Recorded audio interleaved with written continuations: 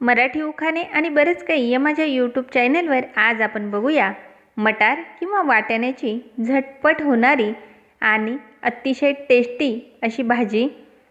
चला तर सुरुवात करूया रेसिपीला। सगळ्यात आधी आपण कढईमध्ये तेल घेतलेले आहे, यामध्ये 1 चमचा तूप घातलेले आहे।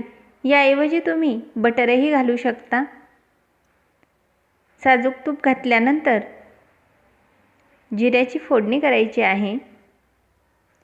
जिरे चांगले तडतडले की आपण कांदा घालून घेणार आहोत। यासाठी मी 2 कांदे बारीक कट करून घेतलेले आहे।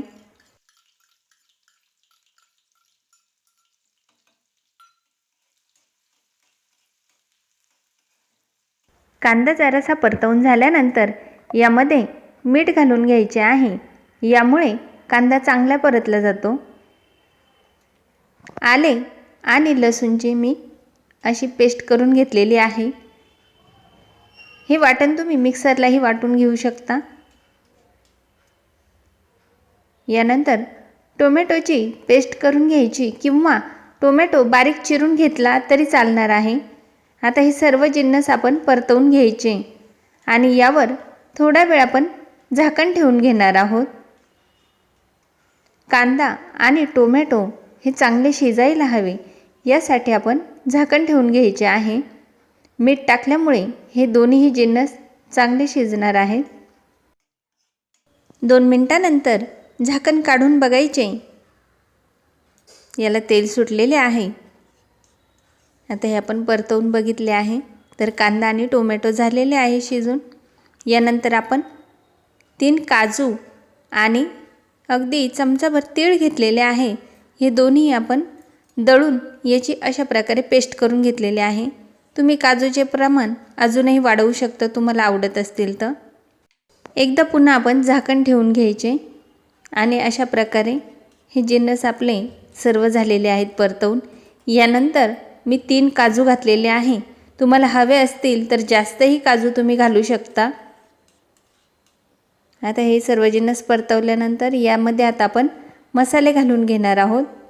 1 चमचा काळा मसाला, 1 चमचा धना पावडर, तुम्हाला काळा मसाला हवा असेल तर जास्त घालू शकता, हळद आणि लाल तिखट। लाल तिखटसुद्धा तुम्ही चवीनुसार वापरू शकता तुमच्या। आणि अगदी थोडासा हिंग घातलेला आहे। यामध्ये आता आपण वाटाणे घालून घेणार आहोत, तर हे वाटाणे आपल्याला अख्खे घालायचे नाही, तर हे वाटाणे आपण दळून घेणार आहोत। मिक्सरच्या भांड्यात आधी मी लसूण, आले आणि टोमॅटो दळून घेतलेले होते, त्याच मिक्सरच्या भांड्यात वाटाणे दळून घेतलेले आहे। आता हे वाटाणे आपण या फोडणीमध्ये घालायचे आहे।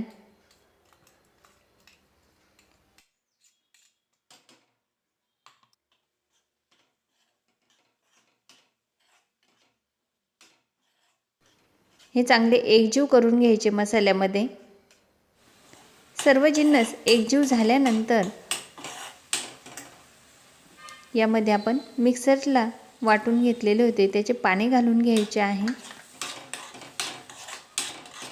खूप पातळ नाही करायचे, फक्त ही भाजी शिजणार आहे एवढेच आपल्याला यामध्ये पाणी घालून घ्यायचे आहे। अगदी आता थोडेसेच मीठ घालायचे, कारण आपण आधी मीठ घालून घेतलेले आहे।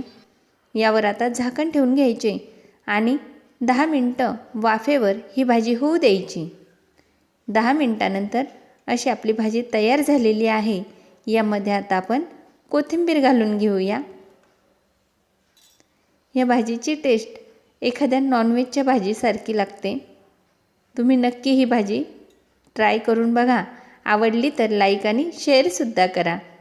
मटारची भाजी आवडली असेल तर एक लाईक करा आणि माझा मराठी उखाणे आणि बरंच काही हा यूट्यूब चॅनल सबस्क्राईब करा। नवीन व्हिडिओच्या नोटिफिकेशन करता बेल आयकॉन प्रेस करा।